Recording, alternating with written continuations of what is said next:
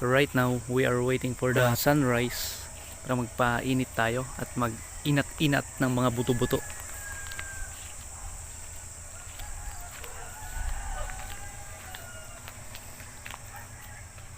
Everyday ay kailangan ng exercise, lalo na sa mga na-quarantine dyan na katulad ko, para lalakas ang ating resistensya para malabanan ang inayupak na virus na ito. So after this quarantine, my plan is to go to the mountain top. Magha-hiking ako doon. Manghuli ako ng mga wild chicken.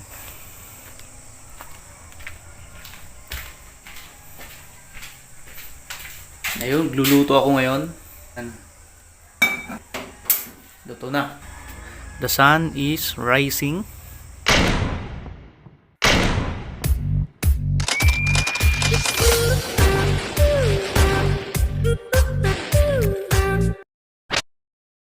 What's up? Good morning. And hoping na okay kayo dyan na madatnan ng aking video. By the way, thank you sa mga napadaan dito sa aking channel. Ayun, so it's my 4th day of quarantine here. Papaka-busy ako dito, nag-exercise ako, gumagawa ako ng mga ganito, mga content para hindi tayo maboring. So, right now, since nabanggit ko naman nung last na video ko about sa mga tips, paano ba magkaroon ng sound mind tuwing mga ganitong quarantine period or nag-isa ka dyan sa bahay mo, halimbawa na-lockdown kayo, so ano ba yung gagawin mo para magkaroon ka ng magandang pag-iisip na hindi ka mawawala sa linya ng iyong goal, linya ng iyong buhay para maganda pa rin yung takbo ng iyong pag-iisip sa mga ganitong crisis.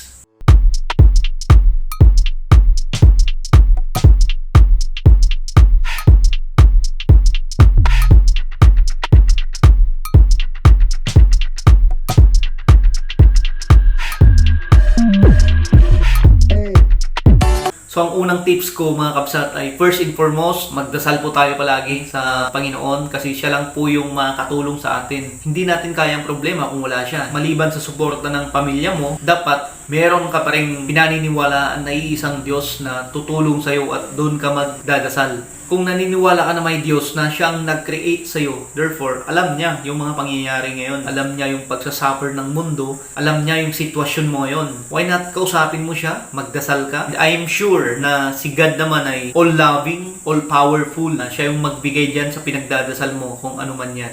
Marami tayong katanungan ngayon na bakit nangyayari ang mga to? Bakit nagkaroon ng pandemic? I don't know.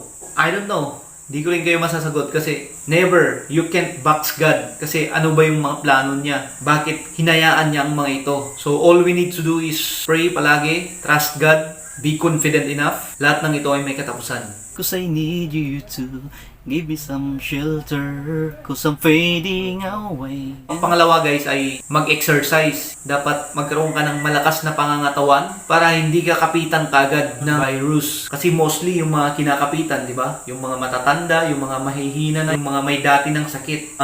Exercise sa loob ng bahay nyo, sa kwarto nyo, mag-push-ups, mag-jumping jack, di ba? Yan. Pangatlo, iwasan masyadong magbabad sa social media. Huwag masyadong magbabad dyan. Bigyan mo lang ng oras ng konti kung may Facebook ka o may magtingin ka lang ng mga update. Kasi alam mo kung bakit. Makakita ka dyan ng mga masasamang balita. Ang karamihan pa dyan, fake news. Ang karamihan pa dyan, chismis. Huwag kang magbabad dyan sa social media kasi may stress ka lang. Mainam na magbasa ka na lang ng Bible sa cellphone mo. Huwag kang magbabad sa social media. Give time to yourself. Make sense? So, good job kasi andito ka ngayon. And it's not an accident na nandito ka ngayon. Pang-apat, kung hindi mo mapigilang magbabad sa social media, ay gawin mo itong productive. Pwede kang mag-message sa mga kakilala mo dati na hindi mo nami-message kasi busy ka. Pwede mo silang kamustahin. I-connect mo ulit yung sarili mo sa kanila. Tawagan mo yung mga kaibigan mo dati. I-chat mo yan sila.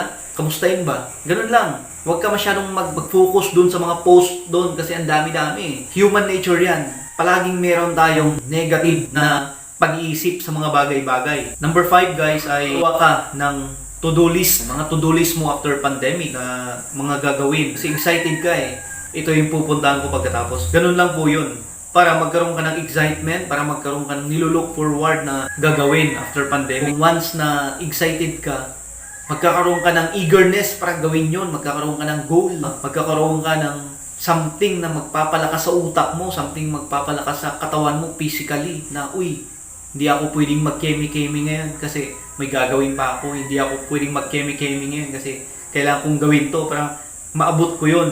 So, ang pang-anim mga kabsat ay pwede mong gawin na improve pa yung given talent mo. Ano ba yung mga talent mo? Talent mo ba ay mag-drawing? Talent mo ba ay magsulat? Talent mo ba ay kumanta? Yan, pwede mong gawin yan. Yung mga talent mo na yan, pwede mong i-hone, pwede mong i-improve pa, hasain pa. Halimbawa ngayon, walang trabaho kasi nga nagsara yung tindahan nyo, nagsara yung opisina. So, ano gagawin mo? This is the time na magkaroon tayo ng malaya na gawin yung talent natin. I-improve pa yung talent natin. Yun, so halimbawa ako, ang ginagawa ko naman ay nagsusulat ako ng mga itatopic ko pa sa mga susunod na araw. Then, ayun, nagda-dry fire ako para ma-improve pa yung marksmanship skill ko. Dapat may alternative ka palagi na gawin.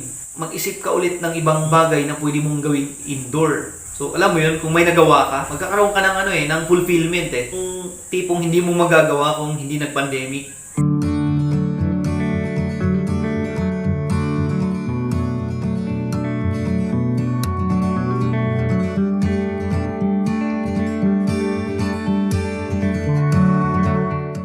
Ayun lang mga kapsat. Wala na akong maisip na iba eh. So, ganun lang. Simple lang. Alam ko naman na alam nyo yung mga yun eh. For that, thank you sa inyong mga panonood. Dapat magdasal palagi bago gawin yung isang bagay. Okay? So, ayun, yung mga hindi pa nakapag-subscribe, please click the subscribe button and the notification bell para ma-notify kayo sa mga susunod nating videos. Okay? Dasal palagi. Tiwala sa sarili, tiwala sa Diyos. Thank you for watching. Probably, lahat ng sinabi ko ay narinig nyo na. And you know, gusto ko lang paalala sa inyo na never give up, never back down. Hurrah!